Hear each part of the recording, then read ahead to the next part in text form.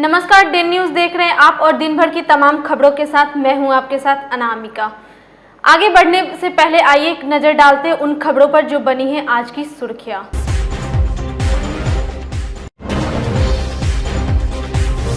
Mobile दुकान में लाखों की चोरी, शटर उखाड़ चोरों ने नकदी समेत दर्जनों हैंडसेट पर किया हाथ साफ। घटना के बाद भड़का दुकानदारों का आक्रोश।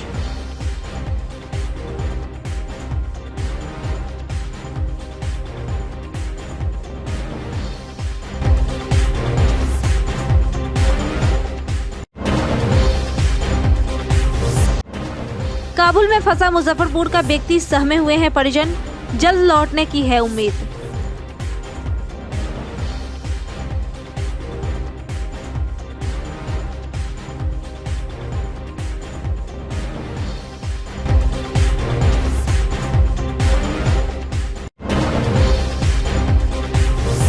और राखी से सज गई बाजार, भाई बहन के पवित्र त्योहार रक्षाबंधन पर उमड़ी खरीदारों की भीड़।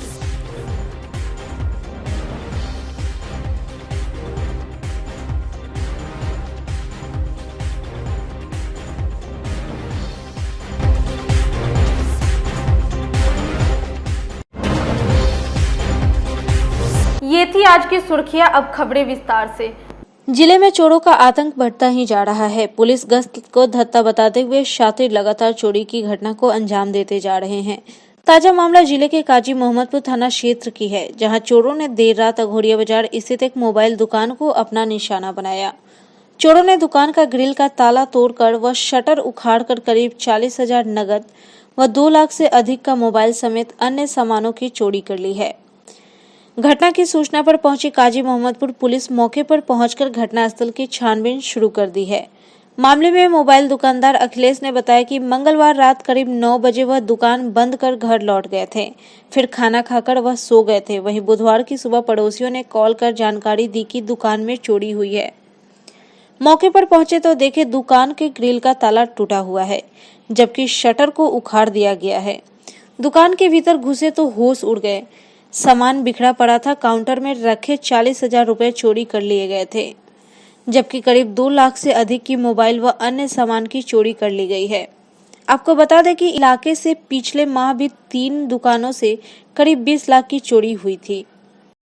शाम में हम लोग 8:45 में दुकान बढ़ा के गए। उसके बाद जो है मॉर्निंग में कॉल आया, यहीं बगल के दुकानदार हैं, कॉल किए कि आपका शटर टूटा हुआ है। हम लोग वहाँ से आए, देखे कि शटर पूरा उलझा हुआ था। उसके बाद वहाँ पे कॉल किए प्रभारी साहब को, बोले कि पहले आइए यहाँ पे थाना में आइए। उसके बाद उसका गए हम लोग, तो बोल वहाँ पे भर्ती करवा दिए। उसके बाद वो आए हैं और देखे हैं सब कैश था 40,000 रुपया था, और उसके बाद लगभग 2.5 लाख 3 लाख के स्टॉक था। तो पूरा क्या है, इधर का जो है पूरा बचा हुआ है, जो एसेसरीज है, मेन जो मोबाइल का था इधर का पूरा क्या है। सीसीटीवी का कैमरा नहीं लगा हुआ था? कैमरा लगा हुआ है, लेकिन लाइट बंद होने के बाद वो बंद हो जाता है। कैमरा इधर लगा हुआ है, तो लाइट बंद होने के बाद वो बंद हो जाता है। इंश्योरेंस है दुकान? हाँ, इंश्योरेंस है दुकान। कितने का इंश्योरेंस है? 5 लाख। किसी पे शक भी है क्या? जी, किसी पे शक भी है? नहीं, शक तो हम लोग किसी पे, मोबाइल का दुकान है, सारे लोग आते हैं। अब तक तो हम लोग की कभी ऐसा कुछ नहीं हुआ था, लेकिन अचानक हो गया। हम लोग को ऐसा पता भी नहीं था कि होगा। नॉर्मली हम लोग चल रहे थे, अचानक जो है सुबह गए तो बोले कि हमारा दुकान में ताला तोड़ के मैंने ले गया है, सामान चोरी कर लिया। कितना का चोरी लग रहा है? अब चोरी तो आप तक लिख के देंगे, अभी तक लिख के दिए नहीं है। फिर भी एक अंदाजा कितना का? अब तो बोल रहे हैं कि 40,000 नगद ले गया है और बाकी ये सामान भी चोरी। दुकान में सीसीटीवी कैमरा वगैरह कुछ लगा हुआ था क्या? लगा हुआ है, लेकिन बिगड़ा हुआ है। बोल रहे हैं 2-3 दिन से खराब है। संसार लग रहा है कुछ जांच कर रहे हैं, आगे की जांच ना अभी तो, हाँ, उसी के बारे में जांच कर रहे हैं। मुजफ्फरपुर जंक्शन और ट्रेनों में नशाखुरानी गिरोह के शातिर गिरोह काफी सक्रिय है। गिरोह के शातिर नशा खिलाकर यात्रियों से लूटपाट करने के अलावा मोबाइल छिनतई व पॉकेट मारने का भी काम करते हैं।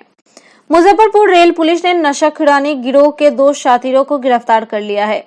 दोनों शातिरों की तलाश पुलिस कई दिनों से कर रही थी। इसी दौरान दोनों शातिरों ने जंक्शन से एक यात्री का मोबाइल छीनकर भागने लगा। हल्ला हंगामा होने पर दोनों को जीआरपी ने खदेड़ कर पकड़ लिया। वहीं दोनों से पूछताछ की गई। मामले में जीआरपी के दरोगा अजय कुमार ने बताया कि रेलवे स्टेशन के सर्कुलेटिंग एरिया में प्रदर्शनी रेल इंजन के समीप से सीतामढ़ी जिले के रूनी सैदपुर थाना के कोरलहिया भौसी निवासी सूरज मंडल व नगर थाना के नूनियापट्टी निवासी सागर कुमार को गिरफ्तार किया गया है। दोनों मिलकर एक यात्री मुन्ना शर्मा से मोबाइल लेकर भाग रहा था। भागने के दौरान दोनों को जीआरपी के जवानों ने मोबाइल के साथ रंगे हाथ पकड़ा गया। दोनों की तलाशी लेने पर सूरज मंडल के पास से यात्री का मोबाइल, 5 पीस नशा का टैबलेट व एक ब्लेड का टुकड़ा मिला, जबकि सागर के पास से 7 पीस नशा का टैबलेट बरामद किया गया है। मामला ये है, सर्कुलेटिंग एरिया में ये लोग का सर्कुलेटिंग एरिया जो है उसी में लोग ये मोबाइल वगैरह चोरी करते रहते हैं और हम लोग तो लगाए हुए हैं, पुलिस भी है, लेकिन उसको भी चकमा देकर लोग चोरी करके भागते रहते हैं। नशा का टैबलेट भी कुछ बरामद हुआ? कुछ नशा का टैबलेट भी बरामद हुआ है पॉकेट में। कितने लोगों की गिरफ्तारी हुई इस मामले में? 2 व्यक्तियों का गिरफ्तारी हुई है। पूछताछ में क्या कुछ सामने आया है?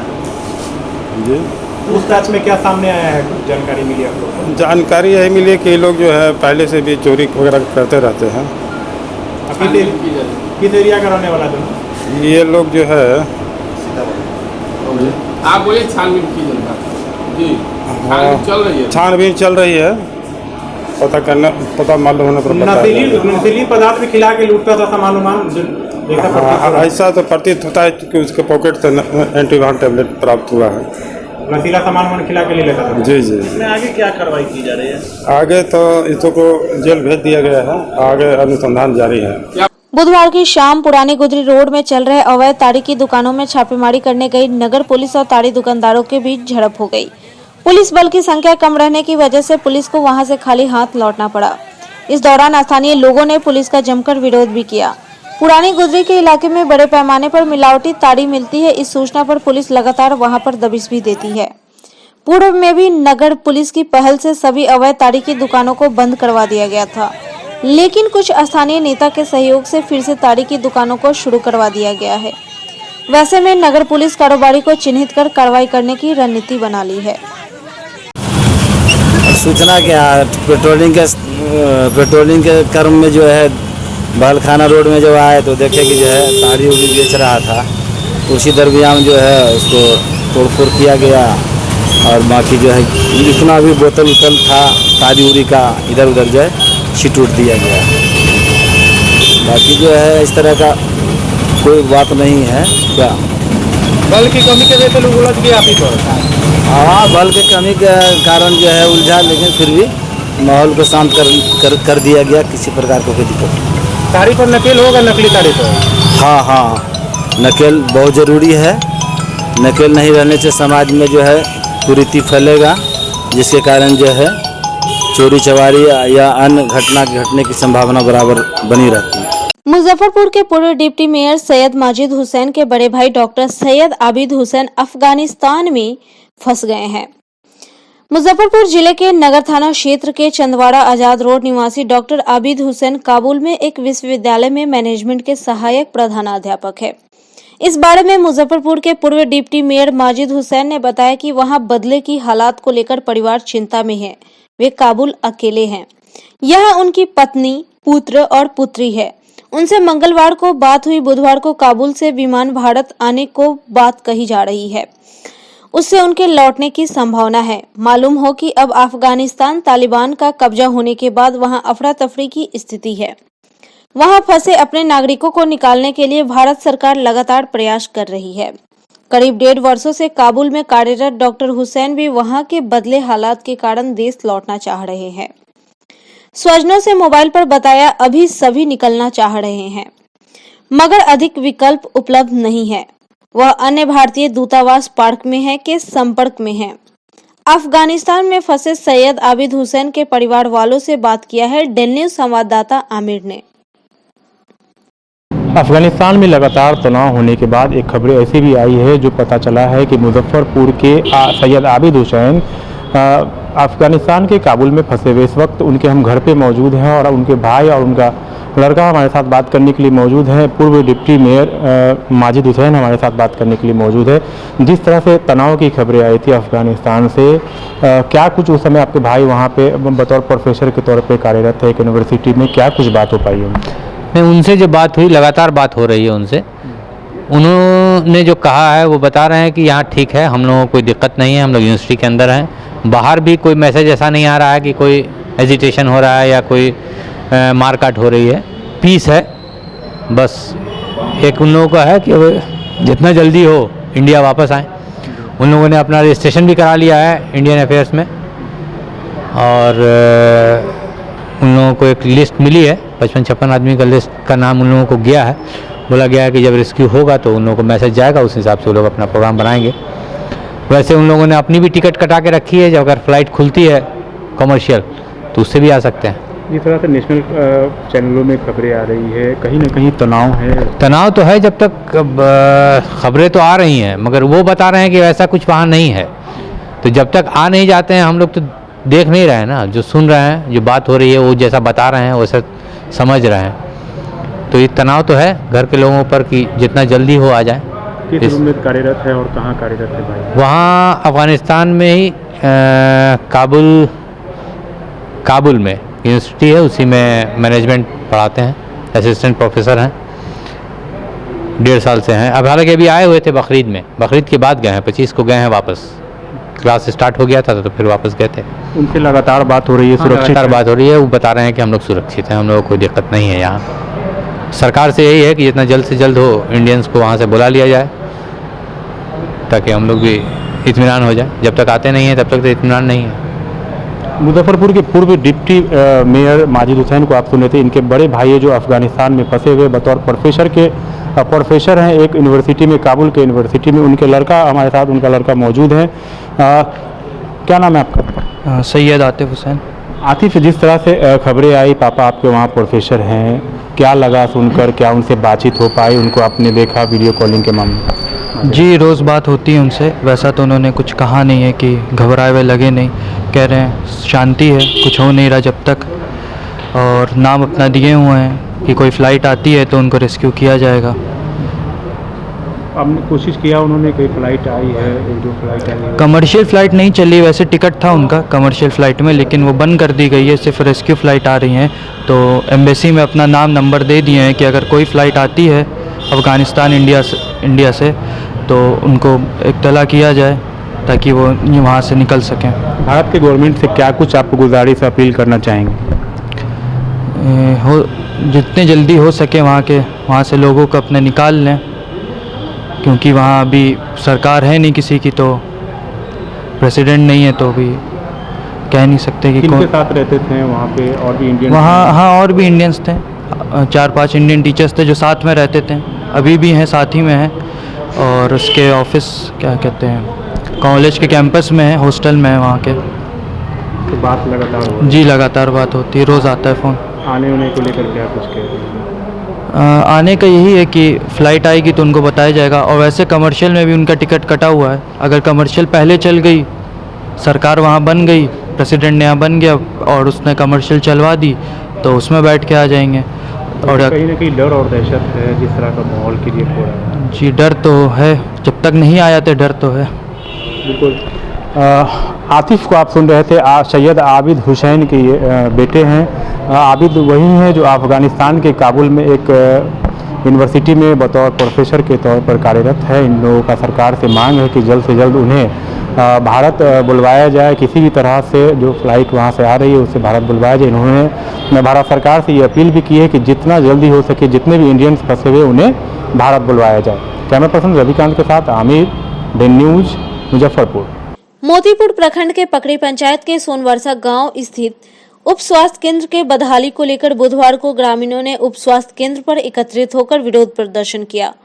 ग्रामीणों ने बताया कि यह उप स्वास्थ्य केंद्र लगभग 10 साल से बंद पड़ा हुआ है। यहां पर कोई भी चिकित्सा कर्मी या एएनएम नहीं आते हैं।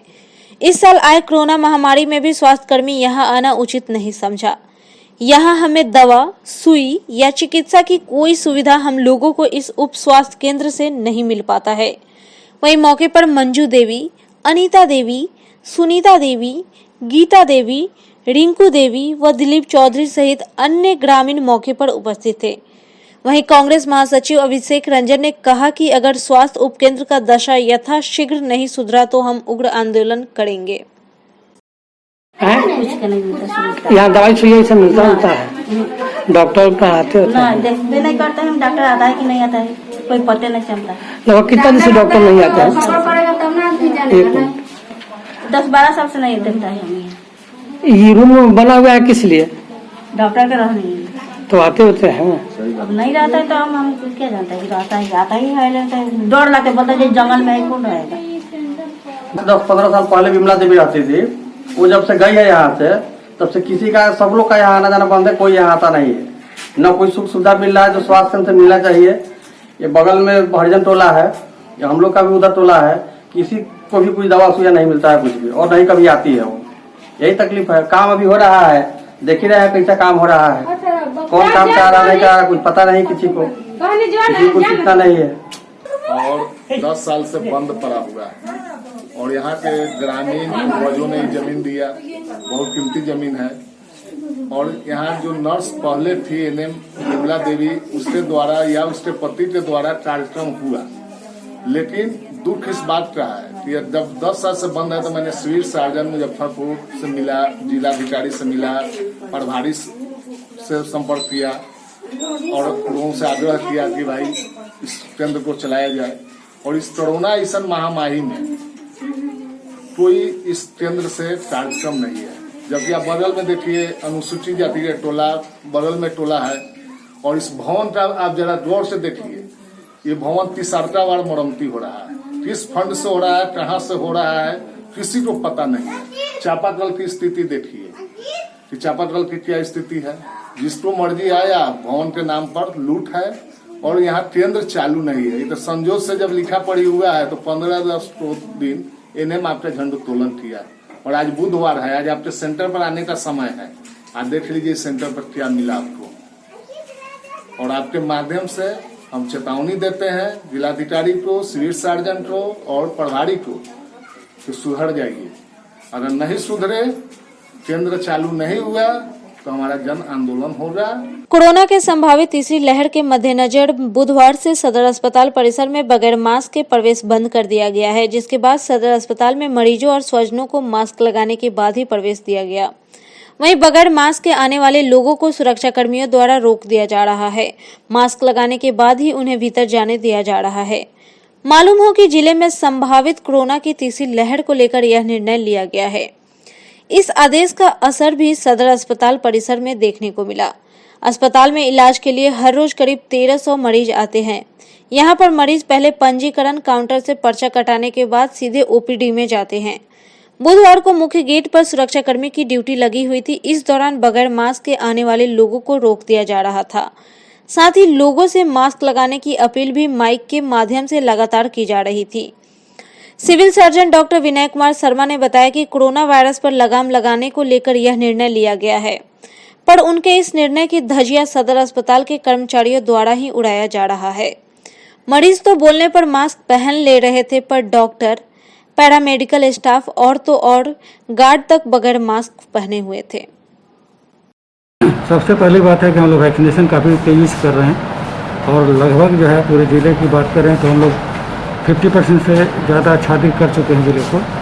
और अर्बन क्षेत्र जो है, शहरी क्षेत्र जो है, नगर निकाय का क्षेत्र और मुरौल प्रखंड, ये लगभग 100% हो चुका है। उसके अलावा जो है सो हम लोगों ने लगभग जो है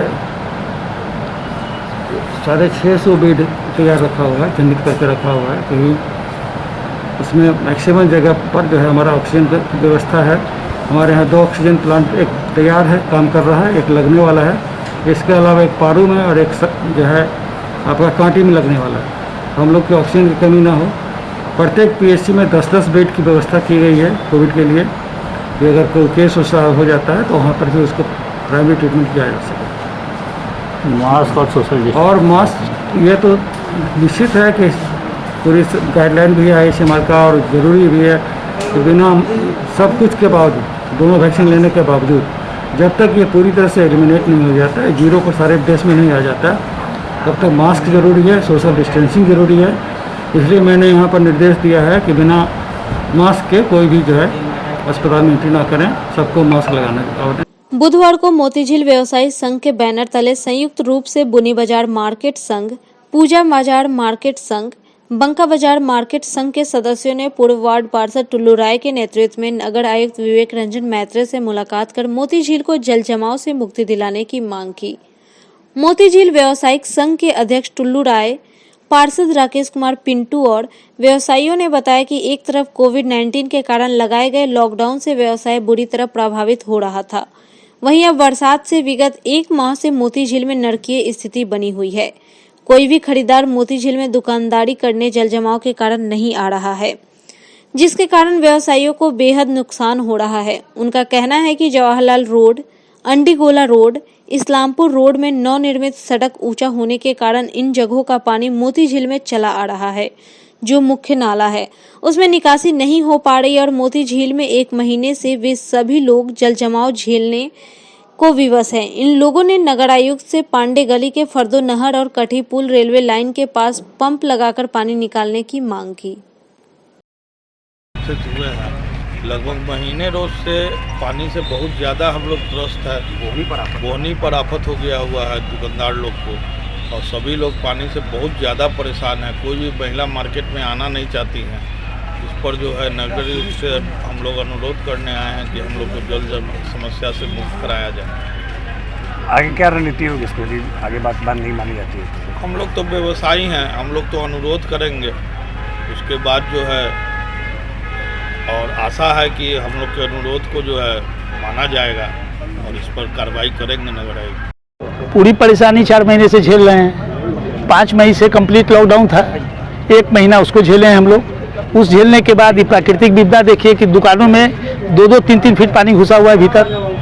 पूरा का पूरा व्यवसाय हम लोग का 1 महीने से चौपट हो गया है। आगे हम क्या करें? हम लोग तो नगर आयुक्त से मिलने आए हैं इसीलिए कि हम लोग की समस्या को खुद वो देखें और देख के हम लोग का कुछ निराकरण करें।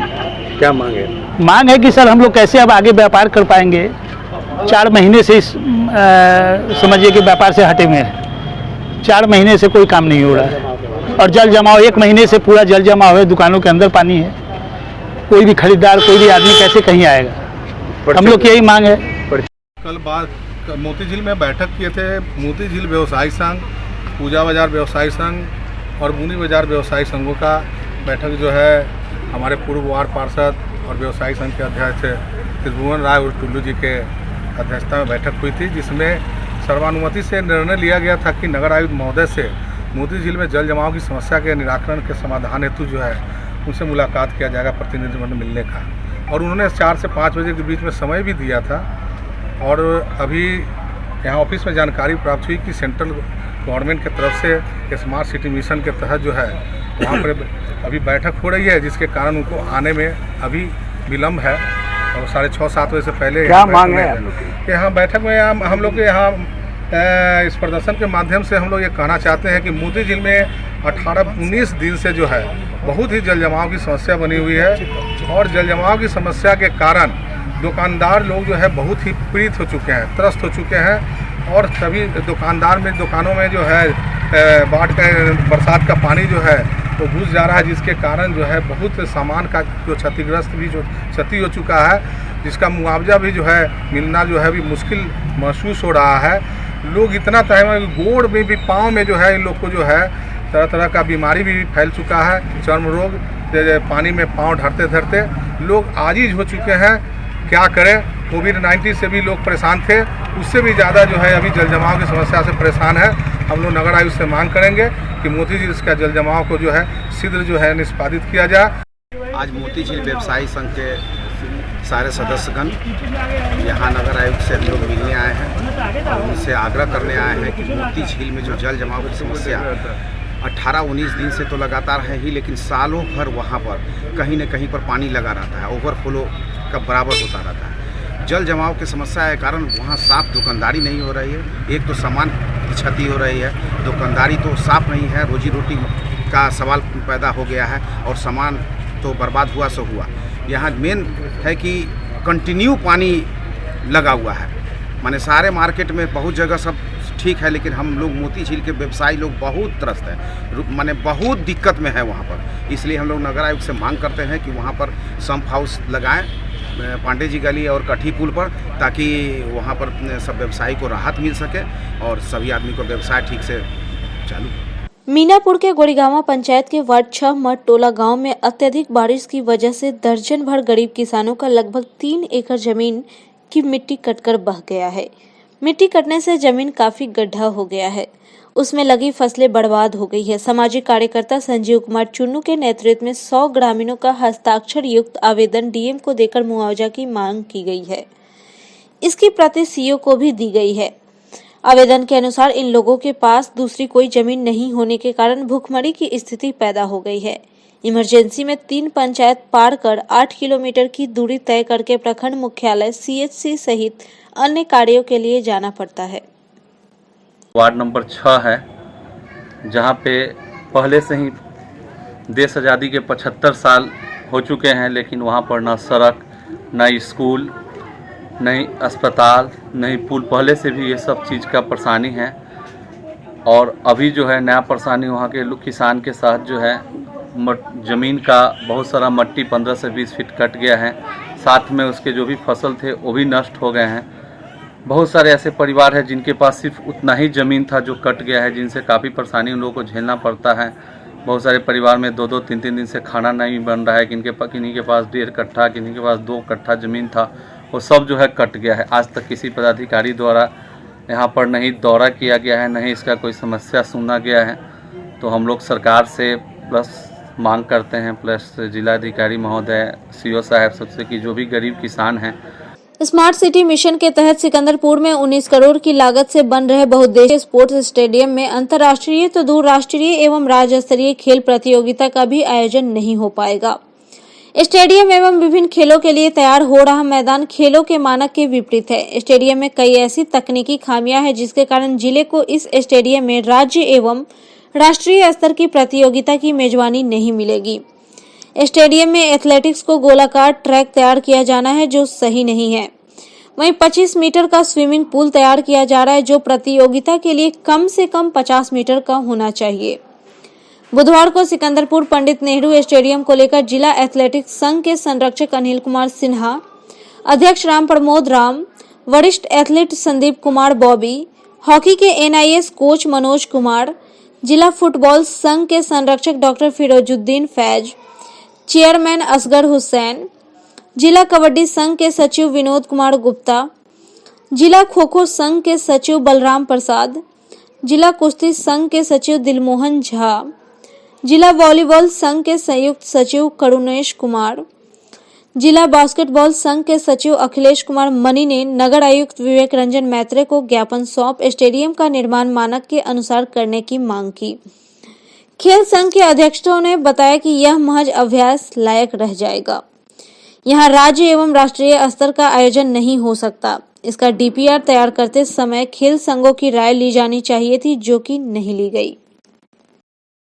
यह बात है कि जो यहाँ ग्राउंड बन रहा है स्टेडियम में वो स्टैंडर्ड नहीं है और मानक की दृष्टि से 100% गलत है। हाँ, उसमें कोई उसके अंदर न रनिंग हो सकता है, न वार्म अप हो सकता है, और इंटरनेशनल नेशनल क्या बात डिस्ट्रिक्ट स्तर का भी खेल नहीं हो सकता है। जी, आज क्या किया उसके लिए? इसके लिए हम लोग आज जिला खेल समन्वय समिति के द्वारा ये यहाँ के जो नगर आयुक्त हैं उनको मैंने ज्ञापन दिया, हम लोग सबको मिलकर। वो तो आज नहीं थे, लेकिन उन्होंने क्या मांग की है? मांग है कि उसका निर्माण में तकनीकी व्यवस्था की जाए और जानकार लोगों को सम्मिलित की जाए ताकि उसको ढंग से बनाया जा सके। आज हम लोग नगर आयुक्त सर से मिलने के लिए आए थे और मेमोरेंडम वगैरह लेकर के आए थे। हमको उनको मिल करके ये बताना था कि हमारी स्टेडियम जो बन रही है पंडित जवाहरलाल नेहरू स्टेडियम, वो हम लोगों के हिसाब से सही नहीं है।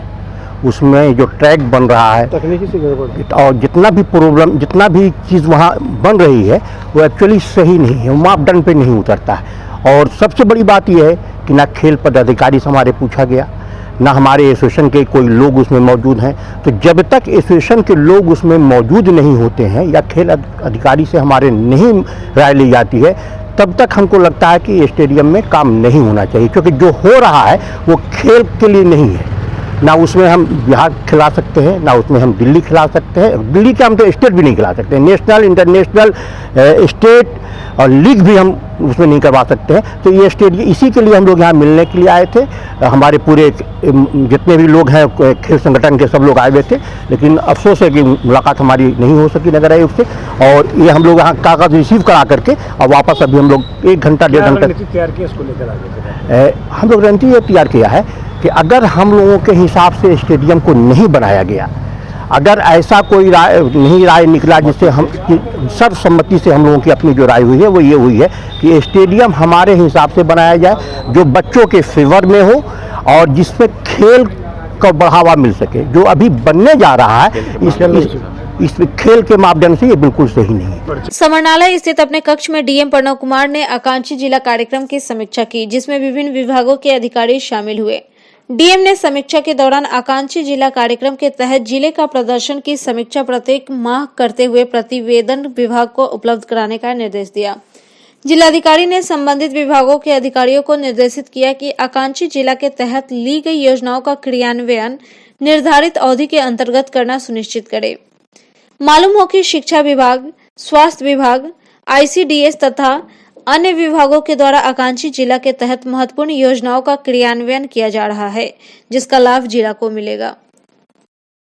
आकांक्षी जिला की बैठक हुई, जिसमें योजना विभाग के तत्वाधान में बैठक किया जाता है और आकांक्षी जिला के तहत जो विभिन्न जो कार्यक्रम और योजनाएं ली गई हैं उसका क्रियान्वयन की समीक्षा की गई और साथ ही संबंधित विभागों को निर्देश दिया गया कि निर्धारित अवधि के अंदर जो भी उनको लक्ष्य, जो भी उनको टारगेट है उसको पूर्ण किया जाए और इसमें किसी तरह के विलम्ब न करें।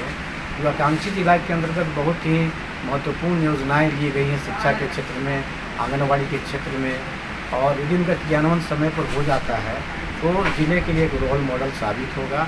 जिलाधिकारी ने मुख्यतः इसका निर्देश दिया है कि जो भी योजनाएं ली गई हैं ससमय उनका क्रियान्वयन सुनिश्चित किया जाए। नेशनल वाटर मिशन के तहत जल संरक्षण को लेकर कैच दी रेन विषय पर एडीएम राजेश कुमार की अध्यक्षता में समरनाला सभा कक्ष में बैठक की गई। बैठक में नेहरू युवा केंद्र के सदस्यों ने भाग लिया। एडीएम राजेश कुमार ने बताया कि एलएस कॉलेज में 25 अगस्त को इसे लेकर कई प्रकार के कार्यक्रमों का आयोजन किया जा रहा है, जिसको सफल बनाने को लेकर आज यह बैठक की गई थी। बैठक में एलएस कॉलेज के प्राचार्य डॉक्टर ओपी रॉय, जिला खेल पदाधिकारी और सूचना एवं जनसंपर्क पदाधिकारी कमल सिंह भी शामिल रहे। स्वतंत्रता का हमारा 75वां वर्षगांठ हम लोग मना रहे हैं और इस दरमियान हमारा समाज, हमारा देश, हमारा राज्य आगे की ओर बढ़ रहा है। लोगों में सामाजिक सौहार्द, सद्भावना और सरकार के समावेशी विकास के जो कार्यक्रम हैं लोगों तक पहुंच रहे हैं। जो अभी हमारे लिए, हमारे युवाओं के लिए जो प्रासंगिक विषय हैं, वैसे 6 विषयों को जो है चुना गया है, जिसको लेकर समाज में एक दिशा निर्देश जाना है, एक मार्गदर्शन जाना है। समाज को उन विषयों को महत्व देते हुए सामाजिक भागीदारी को तय करना है।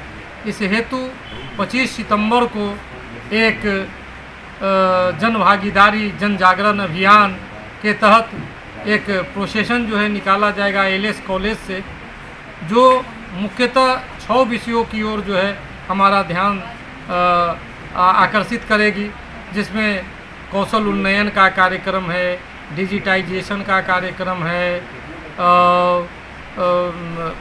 आपदा से संबंधित जो भी उसको आपदा के रोकथाम के लिए, उसको आपदा के न्यूनीकरण के लिए, उसके जोखिम को कम करने के लिए जो भी बातें हो सकती है, उन सबका विस्तृत रूप से जो है लोगों के बीच में उसका ब्रांडिंग करना, उसको ले जाना और वो उनकी आवश्यकता है ये बात समझाना, ये आज की बैठक का उद्देश्य है। बीते दिनों औराई थानेदार राजेश कुमार को फोन पर धमकी देने वाले जदयू नेता को गिरफ्तार कर जेल भेज दिया गया था। जेल भेजे गए पूर्व जिलाध्यक्ष हाजीपुर विधानसभा प्रभारी संतोष भास्कर पटेल के समर्थन में बुधवार को जदयू नेताओं ने खुदीराम बोस स्मारक स्थल पर बैठक किया, जिसकी अध्यक्षता वरिष्ठ जदयू नेता शिशिर कुमार नीरज ने किया। बैठक को संबोधित करते हुए वरिष्ठ जदयू नेता नरेंद्र पटेल ने कहा कि गिरफ्तारी का मामला अब न्यायालय के अधीन है, लिहाजा हम लोगों को कानूनी लड़ाई लड़ना होगा, जिसमें किसी भी ढंग से राजनीतिक नहीं करना है। वहीं मौके पर युवा जदयू अध्यक्ष भारतेंदु सिंह, स्वर्ण प्रकोष्ठ के अध्यक्ष धनंजय शर्मा, दलित प्रकोष्ठ के अध्यक्ष कृष्ण कुमार, दर्जनों जदयू नेता मौजूद रहे।